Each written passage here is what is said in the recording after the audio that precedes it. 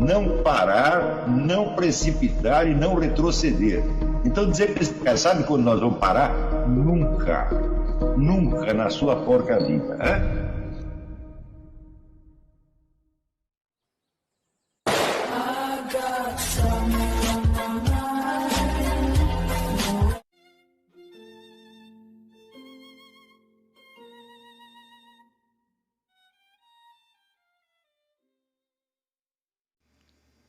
E aí pessoal, tranquilo?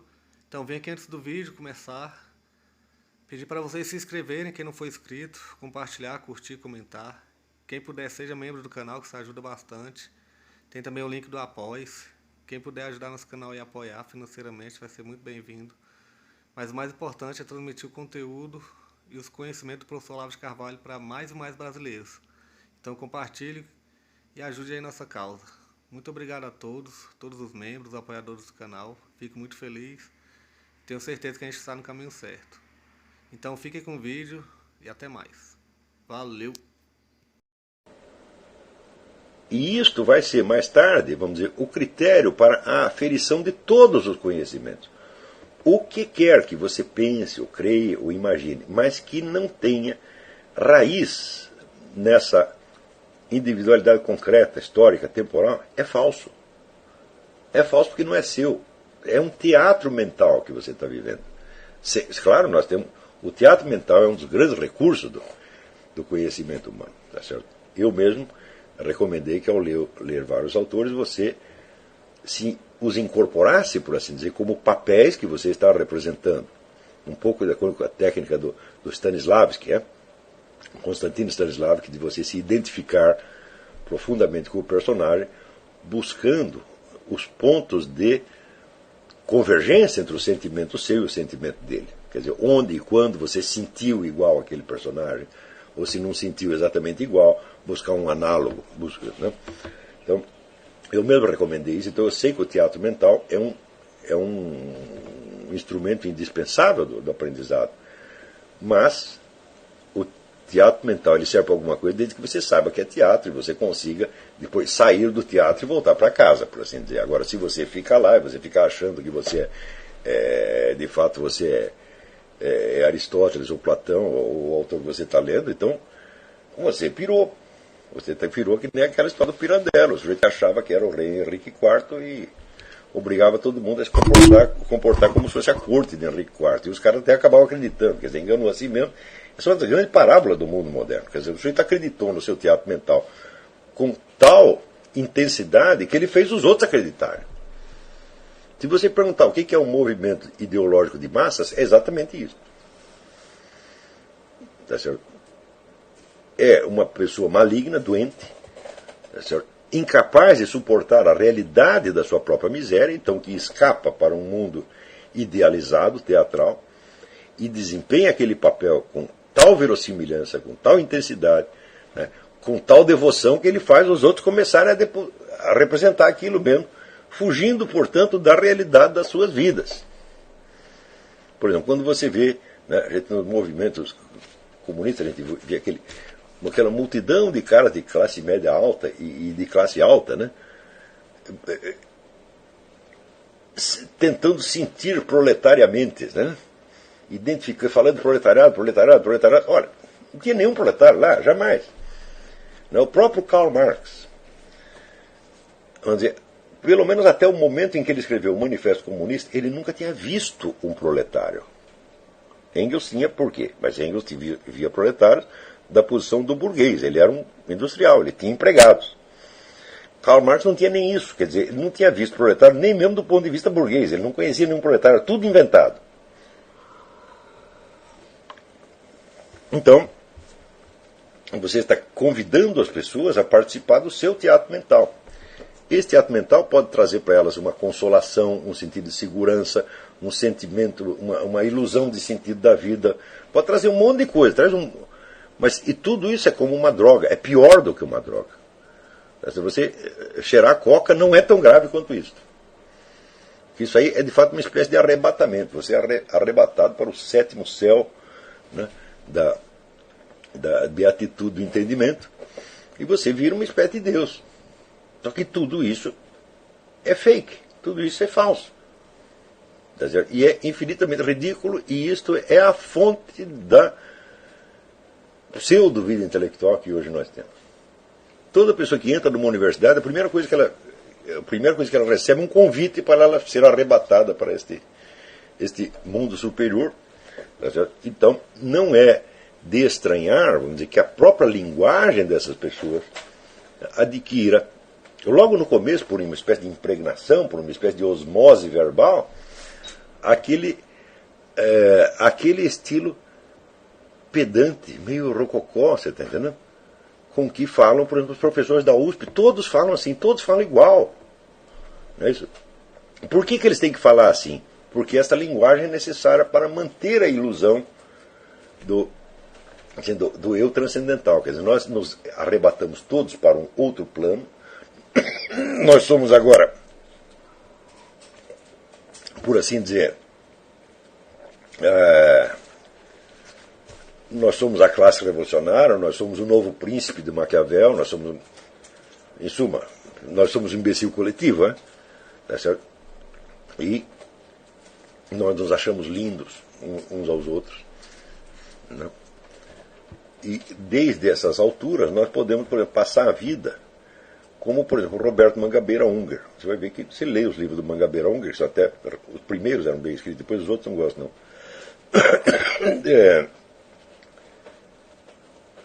Eu nunca li uma linha do Mangabeira Unger que se referisse a nada. Ele só fala do dever ser, daquilo que ele acha que o mundo tem de ser. O mundo como é nunca interessou a ele. Então o Mangabeira Unger já é um caso extremo, um caso patológico de arrebatamento, tá, para o sétimo céu, tá certo, dos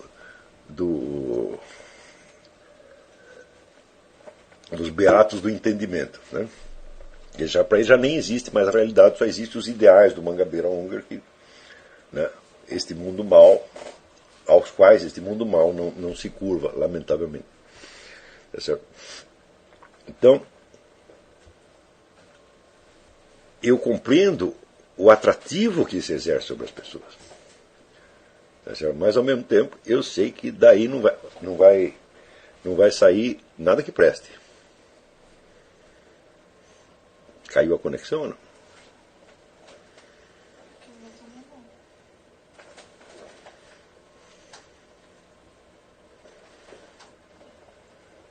Acho que caiu a conexão só deste aqui.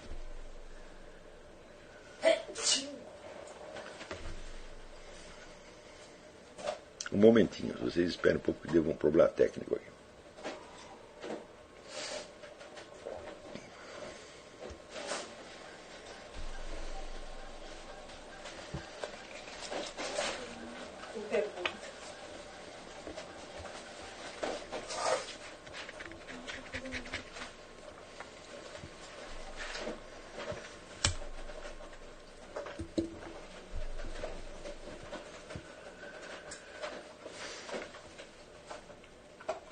Pronto, voltou, está tudo normal.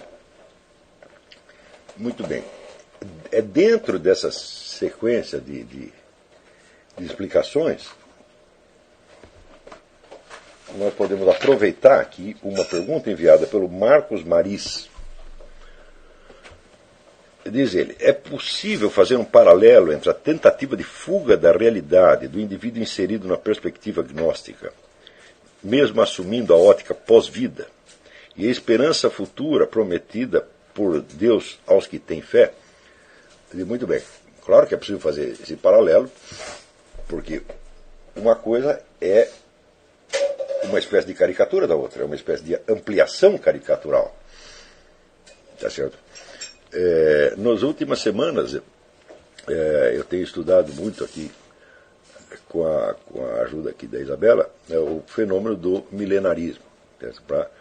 É um elemento importante da formação da mentalidade revolucionária, como a gente está envolvido nessa pesquisa faz tempo, então temos que tirar uma série de dúvidas a respeito do fenômeno milenarista. O que é o milenarismo? O milenarismo é a expectativa ou a esperança de um reino futuro, tá certo, de paz, ordem e justiça, né, a acontecer quando da vinda de Nosso Senhor Jesus Cristo,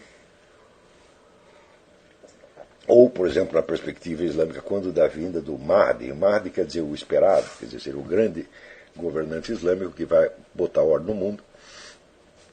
Tá certo? E inaugurar, então, uma espécie de Estado Mundial Islâmico, onde reinará a justiça, a ordem, etc, etc. O milenarismo é um fenômeno muito antigo na humanidade. Tá certo? Antes do cristianismo já existia isso no quadro judaico.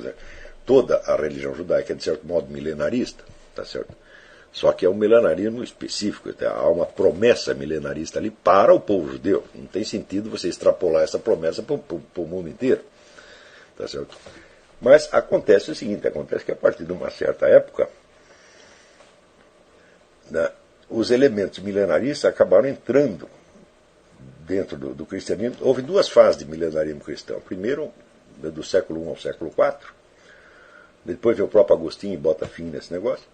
E depois isso reaparece, né, muitos anos depois, quando a autoridade do papado começa a se decompor, principalmente após a transferência do papado para Avignon. Aquilo lá foi um verdadeiro desgraça. Né? A Roma foi invadida, aquilo lá virou um verdadeiro puteiro. Né? Então a igreja estava muito desmoralizada. E aí começa a aparecer uma série de movimentos rebeldes dentro e de fora da igreja, sem contar, vamos dizer, a pressão do invasor islâmico por fora. Então, neste quadro, ressurgem as ideias, esperanças milenaristas. Todo mundo começa a ficar louco por algum motivo, todo mundo tem algum problema, começa a projetar um futuro maravilhoso.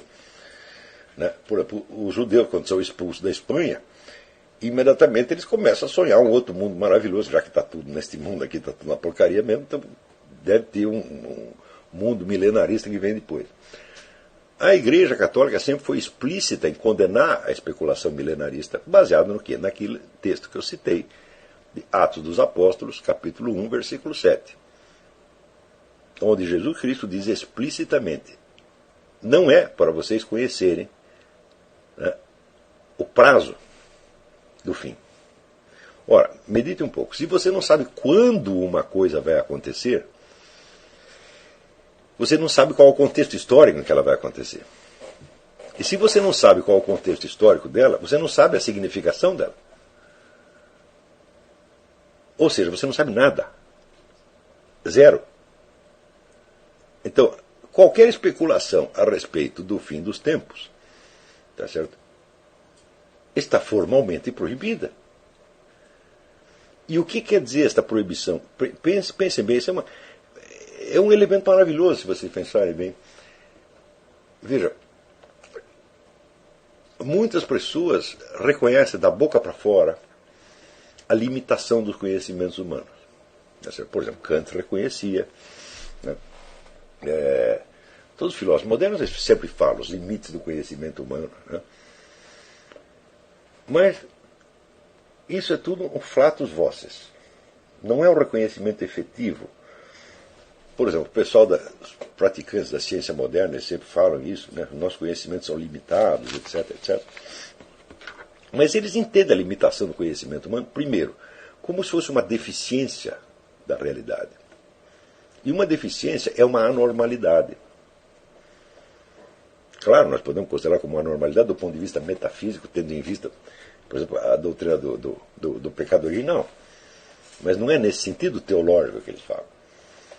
É no sentido histórico-temporal. Quer dizer, os nossos conhecimentos são deficientes, mas nós estamos caminhando para a perfeição do conhecimento. Ainda que não alcancemos jamais, o normal seria ter o conhecimento universal, mas nós não temos, infelizmente, por uma limitação nossa, ou limitação determinada pelo pecado original, ou determinada pela evolução das espécies, tá certo? Pela nossa genética, por algum outro fator desastroso, tá certo? Então nós não temos o conhecimento universal. É uma pena, tá certo? Mas nós estamos fazendo o possível para suprir essa deficiência. E, ao longo de um prazo histórico indefinido, nós acabaremos resolvendo todas essas questões. Esta visão é totalmente alienada. Por quê? A limitação do conhecimento humano é inerente à limitação da vida humana. De que serviria um conhecimento infinito para um ser que tem uma duração finita? Não faz sentido. Um conhecimento infinito supõe uma forma de existência infinita. Então, o conhecimento total supõe existência infinita, não somente a vida eterna humana, note bem. Tá certo? Porque, mesmo dentro da religião cristã, a promessa da vida eterna não diz que você vai saber tudo. Diz que você vai ver Deus, não que você vai ser Deus. Então, é possível que após a morte você fique sabendo alguma coisinha a mais. Tá certo? Mas não tudo. Então, mesmo na perspectiva da vida eterna, você não vai saber tudo. Tá certo? Agora, quanto mais nessa vida aqui. Outra coisa, quando as pessoas apostam, vamos dizer, no progresso do conhecimento, no progresso da ciência, e descrevem a estrutura da evolução cultural como se fosse uma caminhada em direção ao conhecimento universal e perfeito, elas esquecem o seguinte: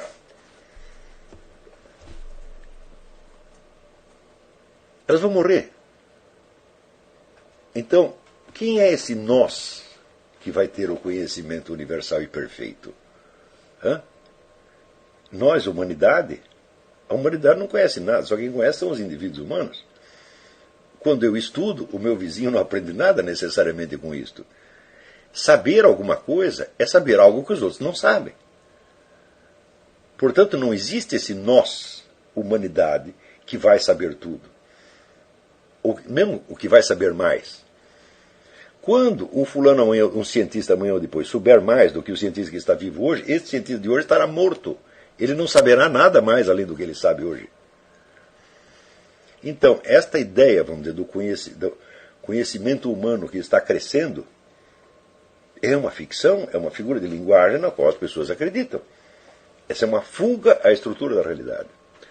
Quando Cristo diz, não é para vocês saberem o fim, tá certo? Ele não está dizendo que vocês não devem saber o fim. Ele está dizendo que vocês não sabem mesmo. Então, ele está dizendo que a impossibilidade humana de obter um conhecimento total não é uma falha da humanidade, é um elemento constitutivo da própria ordem da realidade. Então, vamos dizer, a finitude e limitação dos nossos conhecimentos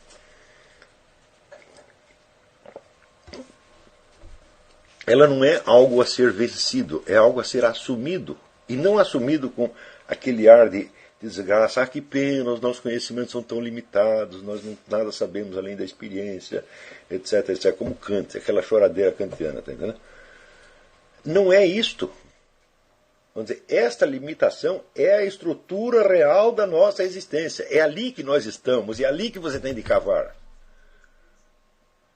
E isso mostra para você o seguinte, que o elemento do desconhecido e do mistério, ele está presente permanentemente na estrutura da existência.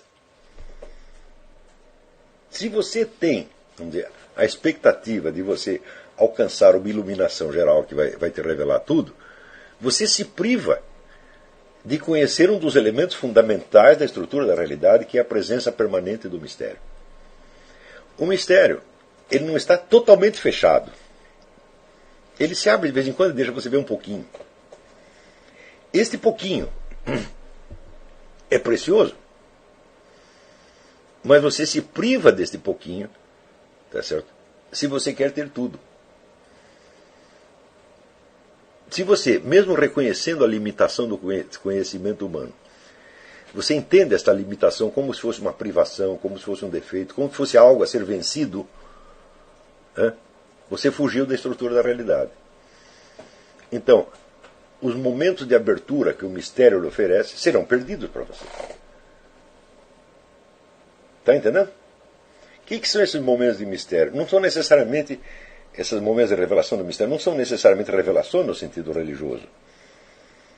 Está certo? São simples abertura para você compreender aspectos da realidade que são pertinentes à sua vida e ao seu destino.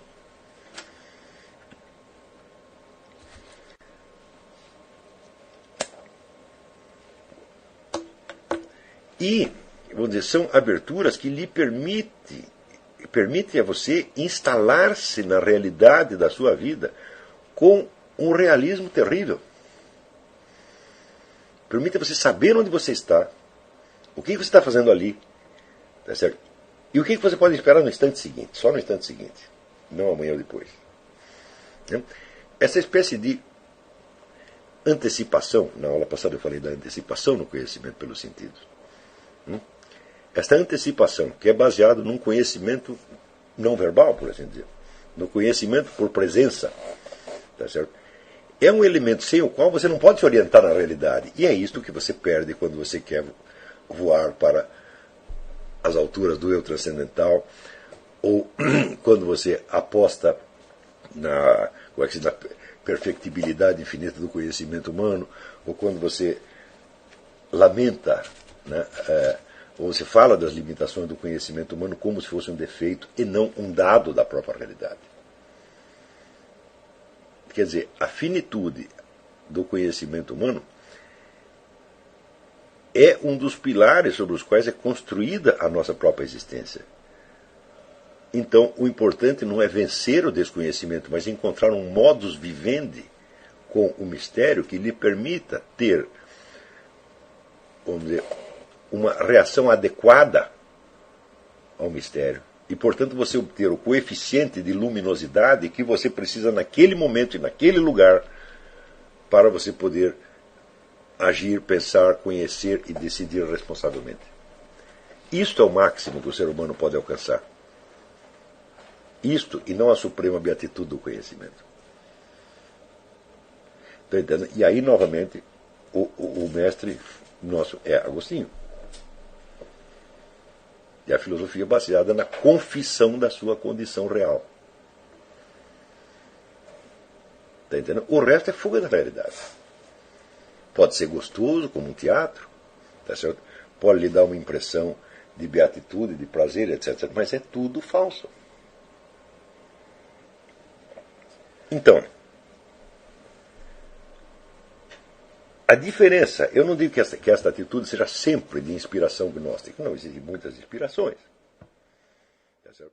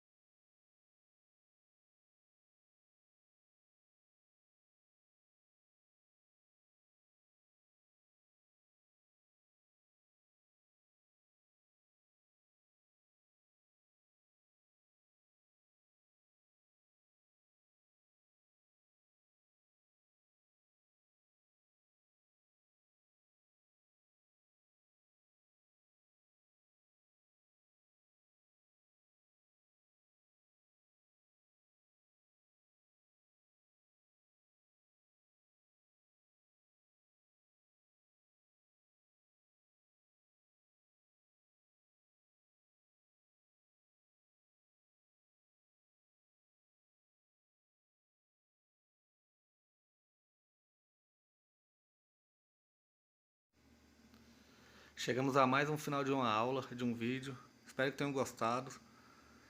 Quem não se inscreveu ainda, se inscreva, compartilhe, comente. Ajude o nosso canal, apoie, seja membro. E ajude o nosso canal a chegar a cada dia a mais brasileiros que precisam muito do conhecimento do professor Olavo de Carvalho. Então é isso aí, fique com Deus, até o próximo. Valeu! Então é isso aí, pessoal. Que é o nosso canal. Que são alguns livros que eu já li. A maioria foi doação, mas alguns eu adquiri, professor Olavo de Carvalho. Alguns livros se perderam aí que eu emprestei, professor Alexandre Costa.